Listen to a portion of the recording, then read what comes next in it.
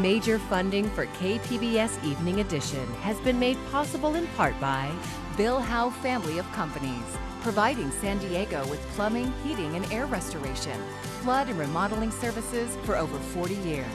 Call 1-800-BILL-HOWE or visit billhowe.com. And by the Conrad Prebys Foundation, Darlene Marco Shiley, and by the following.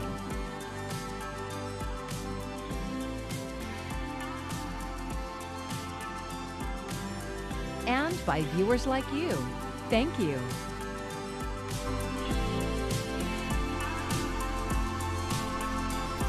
Thank you for joining us. I'm Maya Trabulsi. San Diego is one of the safest big cities in the United States, according to crime data collected by the San Diego Police Department. But a certain type of crime is on the rise here, and that is hate crime. KPBS reporter John Carroll says there's a new effort underway to stop crimes where hate is the motivating factor. San Diego Police Captain Juan Sanchez laid out the situation in stark terms this morning. Last year alone, the city of San Diego saw a 73% increase in hate crimes citywide. And over the last 3 years, Hillcrest has been the beat with the most hate crimes. A news conference featuring 2 members of the San Diego City Council and other local leaders was held right where one of those hate crimes happened, Rich's Bar on University Avenue. One man was injured after being shot by a pellet gun in front of the bar last May. No one has yet been charged in that crime, but a 19-year-old is facing charges in another attack earlier this month in Hillcrest, another series of pellet gun shootings where at least 4 people were hurt. Councilmember Raul Campillo says when it comes to hate crimes, there are resources available to help victims. One key tool is California versus Hate. It's a free, confidential service that's available in over 200 languages. The service allows you to report hate incidents and connect with trained professionals who know what they're doing, who can give you legal help, mental health help, financial resources, and mediation services. You can access those resources at californiaversushate.org. That's CAVSHATE.org. Councilmember Campillo's district includes Del Cerro, where earlier this year, anti-Semitic flyers were placed around the neighborhood. He says that incident convinced him to get the word out that San Diego will not tolerate hate crimes. Hate directed against the Jewish, LGBT, black communities, that's nothing new. But part of the point here this morning is that hate in this day and age knows no boundaries, and it's important to stop it at the source. It's like we take steps forward and then we take steps back. Nicole Murray Ramirez is a longtime Latino and LGBTQ community activist. I would say in the last 8 years, the rise in hate and the lack of dialogue and of people coming together is just astounding. I would think that our country and our nation would learn that what's made us the great nation we are is our diversity. A bright spot? Hate crimes statewide fell from 2022 to 2023. The hope of these leaders is that that trend can take hold here in San Diego, and soon. John Carroll, KPBS News. 2 people are under arrest and an investigation is underway after a small plane landed on State Route 76 in Oceanside. Police say the plane experienced engine failure and made an emergency landing near Canyon Drive just before 2 o'clock this morning. The 2 occupants were not hurt, but they were taken into custody after police say they found illegal drugs on board. During the investigation, they observed one of the individuals discard a backpack into nearby brush, which obviously raised concern to one of the officers. The subsequent investigation to that revealed approximately 1 kilo of suspected cocaine in the backpack that was discarded. The identities of the 2 suspects have not been released. Meanwhile, the Federal Aviation Administration is investigating what led to the emergency landing. I'm Ariella Scalise, and coming up tonight on KPBS News, we're talking about low clouds near the coast. That's going to happen through our nighttime and our morning hours, spreading into the valleys, and eventually we will be watching a warming trend through the end of the week, into the weekend, and even into early next week. But I'll let you know when temperatures will come back down. That's all coming up tonight. Well, Helene is now a major Category 4 hurricane, one of the largest storms to come out of the Gulf of Mexico in the last century, and is expected to make landfall in Florida's Panhandle. And as Michael Yoshida reports, state officials are changing their messaging from evacuate to shelter in place.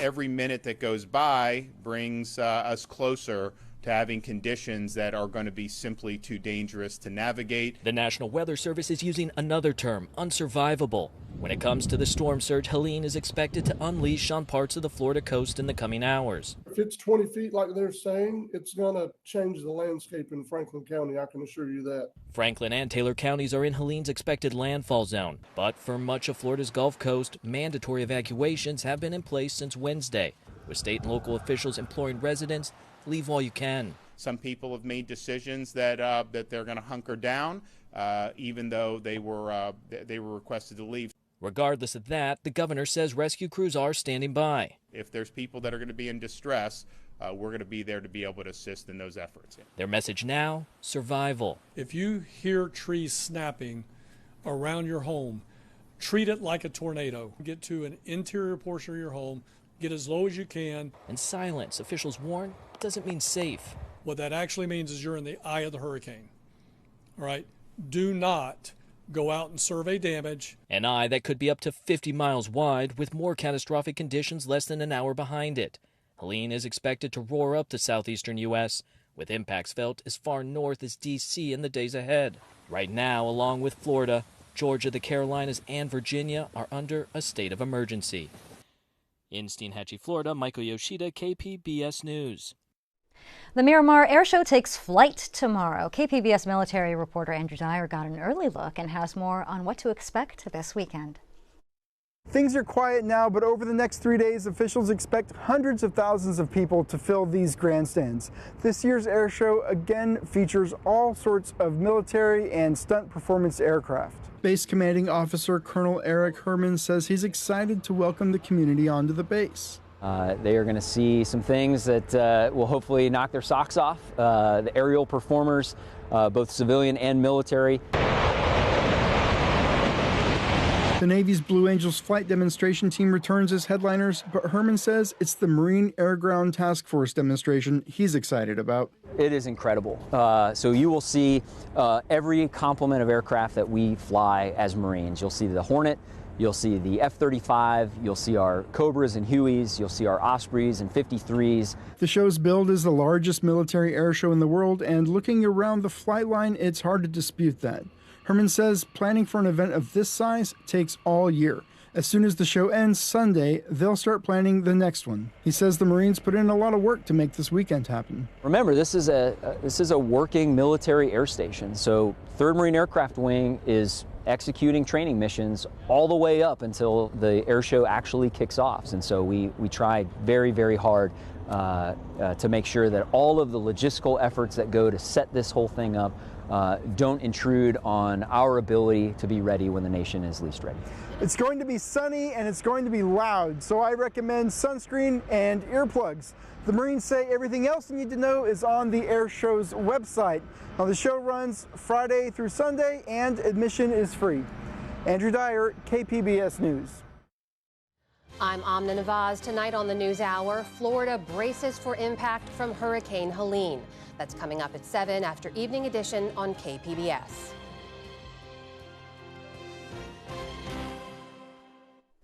Ukrainian President Vladimir Zelensky is in Washington to appeal for help countering Russia's invasion. With November's election quickly approaching, Julia Benbrick reports this could be his final chance to convince a receptive American president of his country's war aims.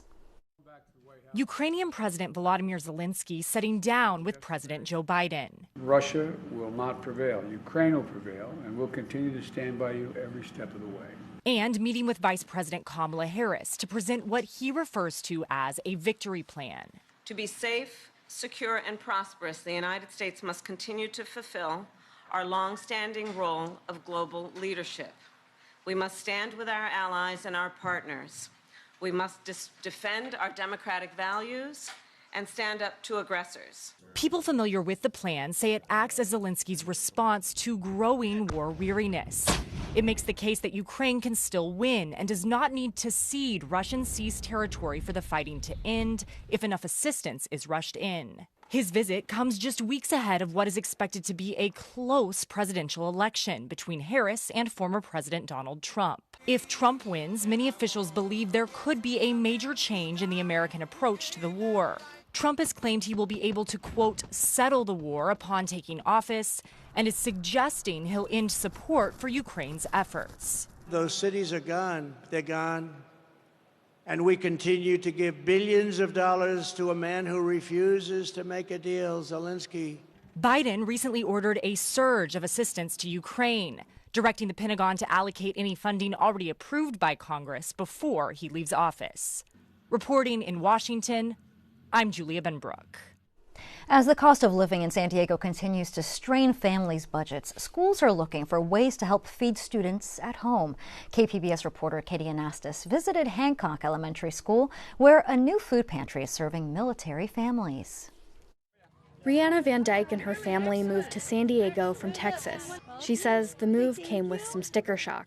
A Little Caesars pizza here is $11.47, and in Texas it was $6. Van Dyke supervises recess and lunch at Hancock Elementary School. Her husband is in the Navy. This school community has been there for us through lots of different hardships. Now the school has another way to support them, a food pantry. Wednesday marked its second food distribution. It was amazing. It wasn't just a bunch of canned goods thrown in a bag. That's usually what we end up finding at different food resources throughout San Diego. This time it was great because it was a mix of things that kids actually eat and want to eat. Hancock Elementary is one of the latest schools in San Diego County to get off Feeding San Diego's wait list for a school pantry.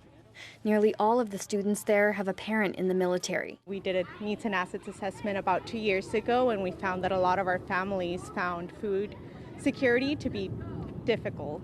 So they wanted more snacks in the classroom, and they wanted food resources for them to use at home. Military members' housing allowance counts as income when applying for CalFresh. The San Diego Hunger Coalition has called for it to be exempt from income so that more military families can access that benefit. Feeding San Diego staff say school pantries can reduce the stigma of seeking food assistance by bringing it to a familiar, trusted place. For a lot of families, it's already on their day-to-day path, and so it makes the food a lot more accessible and just a lot more convenient. Feeding San Diego now distributes food at 44 schools in the county. More than 30 others are on the wait list. The organization says it costs about $30,000 to run a school pantry for a year. They'd need nearly $700,000 each year to take the remaining schools off the wait list. Katie Anastas, KPBS News. The rush to complete floats for the world-famous Pasadena Rose Parade is on, even with a few months until the actual event. Jasmine Viel takes a look at the behind-the-scenes action. There is no job too small or big for workers inside the Suzusa warehouse. We're going up. 22-year-old Alex Goodman is one of the dozens of employees with Artistic Entertainment Services rushing to meet a very important deadline. Shooting this stuff on. Yeah, it's go time for us. He is helping build 15 of the floats for Pasadena's long-running Rose Parade. It's here, especially with more floats this year than we had in previous years. We're already busy. First batch of floats is going to be going out here in a month or so. This is the San Diego Zoo. This one here is the UPS stores. AES owner Craig Bujaski took on more floats this year after one of the other float builders lost their parade authorization. He's trying to finish and move several of these floats out of the warehouse by the end of October, but it takes time before they can be tucked away beneath flowers and seeds. Louisiana has a house on it, and it's actually sitting on top of a large crocodile, and the crocodile will be animated. Here's the tail. Craig has been building floats for the Rose Parade for decades, since the 1980s, and once again, his floats and many others will be rolling down Orange Grove Boulevard to Colorado, 8 a.m. on January 1st. Yeah, it's cool to see it on TV. It's cool to be a part of it, something that I grew up watching, and now I get to be hands-on with almost each and every float. As millions of people around the world will also watch as the floats glide past on New Year's Day, but not nearly as many see the work. It goes into transforming these artistic visions into reality. And it's time now to meet a San Diego man who has transformed his front yard into something extraordinary. He decided to do something big, but in a small way. And as Ken Kramer shows us in this story about San Diego, the result is a little bit amazing. And then in Valencia Park on Bonita Drive, Burnell Hopkins says all you have to do is look over the fence, and then... Uh-oh, it's a whole city down there. The city of Bonita Drive, he calls it, a town in his front yard. Streets, homes, businesses, all in miniature. In the beginning, I was not expecting this. This was just for fun. It all started, Burnell says, with his work. He's a DJ known as Scorpio in San Diego, but between gigs, he does construction and haul away. And the things people were throwing out to be hauled away fired his creative imagination. These were hauled away. A couple of little fire trucks nobody wanted and some scrap wood, and the town has a fire station. A cast-off toy semi, there's your postal delivery depot. The sidewalks came from old bedboards and baseboard. Silva's place here was once part of a dresser. I cut that in half and made it the rooftop. His tiny city kept expanding. Now there were retail outlets, restaurants. Well, he had to come up with names for all of them. He started with relatives. Cousins, uncles, nieces, brothers, sisters, my kids, my wife's side of the family. But it didn't stop there. There were streets to be named and schools. And so Martin Luther King Junior High School, of course, we know what he did. Malcolm X College, we know what he did. Harriet Tubman, we know what she did. Soon, this city of his creation had grown to where it took over most of his front yard and began to take on its own personality. Looking for a place to eat? Oh, wow. There are several places where you can get a bite to eat at. You got Buddha's Fried Chicken, you got Virginia Soul Food, you got Lefty's Pizzeria, you got El Paisa Taco Shop, you got Fanny Hopkins Soul Food, you got Sally and Bob's Grill and Go. And who would be the mayor of the city of Bonita Drive? Well, I guess I'm the mayor. I'm the mayor. I'm the giant of the city, so yeah, you know. And as mayor, he's pretty much proclaimed the whole town to be a place of harmony. Yes, please, everybody gets along here. There's no trouble. It's a little community where everyone is kind, nobody goes hungry, and everybody has a parking space. You know, everything is cool, is laid back, and everybody is just in good spirits. Fashioned from things that otherwise would have been just tossed away, it is Burnell's gift to anyone in the 5600 block of Bonita Drive who will take the time to look. I've heard, wow, this is really cool. Wow, this is like Legoland. Wow, you know, my kids are like really, really appreciating that you got this in the neighborhood. Oh, and in case you're wondering, all the cars, they're a personal touch. He'll every once in a while buy a few and add them to the town. People have to get around, you know, day and night. It exists purely because, in lots of little ways, it makes people happy. And that's reason enough.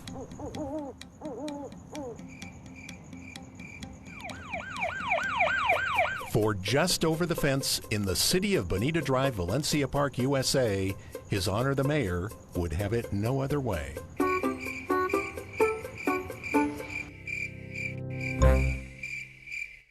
And if you want to see more of Ken Kramer's stories about San Diego, his half-hour show can be seen tonight and every Thursday night at 8 o'clock here on KPBS.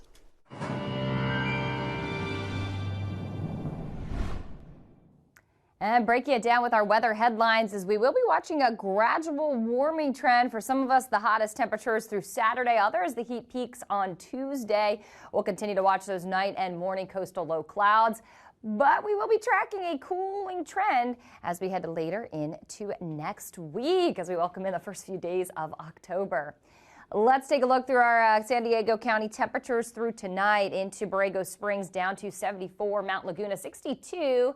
Oceanside 60 degrees, and we'll watch those clouds move in. San Diego temperatures down into the lower 60s. The heat really builds throughout the deserts as we head into the day on Friday. Still decent here along the coast here and even a little bit further inland. Temperatures will be around 73 tomorrow in San Diego and Oceanside to the lower 70s. Chula Vista about 74, and then look at the heat building in Borrego Springs with a high of 108. And that's the reason for the excessive heat warnings for the lower deserts through Saturday. So please stay inside in air conditioning if you can, as the heat will continue to bake us through the weekend. Those hot temperatures spread even a little bit further closer to the coast. We'll be tracking this summer-like pattern even out through Tuesday, where high temperatures will be topping out anywhere from 6 to 12 degrees above the historical average, and this upper high does keep us dry. Let's take a look here at the extended forecast through the coast. Notice how our temperatures will be warmest as we head into the day on Tuesday with a high of 79 degrees. When we look further inland, there's that gradual warming trend, low 80s before the upper 80s return as we head into early next week. For the mountains, we'll keep our temperatures into the mid-70s, but cooler weather moves in on Monday before temperatures warm back up on Tuesday. And then into the desert, some of our hottest temperatures Friday and Saturday will come down a bit Sunday and Monday, and then Tuesday back to 107. For KPBS News, I'm Ariella Scalise. For some people, creating nightmares is actually a dream job. KPBS arts reporter Beth Accomando wants to kick off the fall season by introducing you to a guy who scares people for a living. Greg DeFada and I just bonded over making people pee their pants. That's an emotional response there you're getting, and you know that's the crown jewel. See, we both run haunted houses. I'm a home haunter. And DeFada has been running the epic haunted trail at Balboa Park for 25 terrifying years. Sometimes I'll be in my office at the trail and I'm just listening, and you can just hear groups screaming and then laughter. It's simply the best. And walking around the trail before it's open makes me giddy with delight, like sneaking into a toy store. We've lost Beth. DeFada has created 2,000 scare rooms over the years, and he's passed on his love of haunting to his son Dylan. So I kind of got the privilege of experiencing each role, you know, from the sound, lights, air, power, build, front of house, back of house, tech, you know, everything. And I have had grown men pass out in my arms just from the anticipation. You won't find me passing out at a haunt, but you will find me gleefully appreciating all the work and creativity that goes into them. That's a lot of work. I love that Greg lets me see his haunt, not just in progress, but also in broad daylight. Everything is so bright right now. It doesn't feel scary. At night, this whole area is really dark. So we can just show you what we want you to see, and it makes a world of difference. The haunted trail is a mile long, and this is just one of probably 20 different scenes that we build. We have about 21 days to build the trail. We do pre-build all year round, but when you get here, that's when the magic starts to happen. We try and figure out what we have available, and then we build on that. New this year is a mine shaft with a great soundscape and opportunities. We can scare from above, we can scare from all over. So what we try and do is, in an area where we want to scare someone, maybe at least get 2 good scares out of them, we'll build 6 elements in it that maybe they saw a scare 2 and 4, but 1 and 3 is going to really get them. Dylan was born into haunting, so he's well-versed in scare tactics. From designing so many rooms over the years, you start to realize where you need your distractions, you need your spot for your actor to be able to disappear in the right moments and then reveal for scare or something. You can really find inspiration anywhere, and working through that to find your horror product that's going to have repeatability every night, that's going to have some wow and awe factor to it, and it's going to work with the actors. You're going to love the next one. Dylan also knows the physical demands of being a scare actor. The next day, it's hard to get out of bed. You're sore. Why did I jump out of that trash can 453 times last night? Or why was I holding the chainsaw and leaping over that barrel? But the job always scares up eager applicants. First of all, you try and find people that can just abandon their normal interview. When I say go, we're going to have you guys do your best rage zombie. Go. What we're looking for is energy and creativity.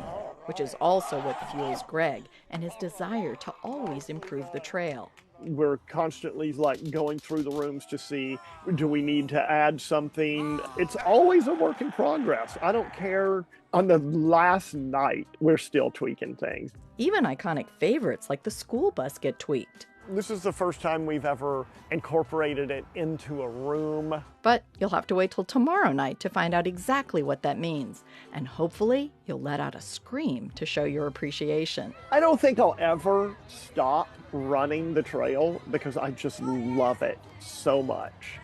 And you never know if it's going to work until you're testing it live on people that had just paid you to come in. I don't want to go, bro. Creating nightmares can be a dream job.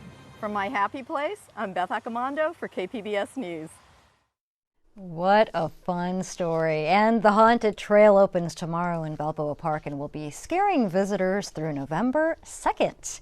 Here is a look at what we're working on for tomorrow in the KPBS newsroom. The San Diego Padres have secured a spot in the playoffs. KPBS Roundtable is talking to local sports journalists about the team's chances. And check out the San Diego News Now podcast. This month we are highlighting Oktoberfest events happening throughout San Diego County.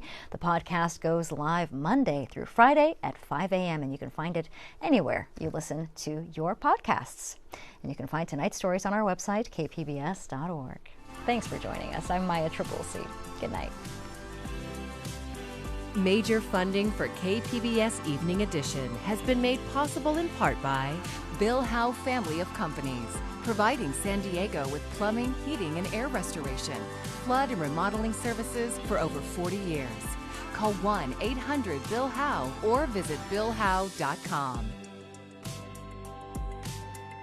And by the Conrad Prebys Foundation, Darlene Marcos Shiley, and by the following.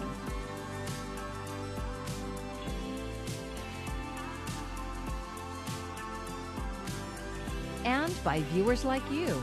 Thank you.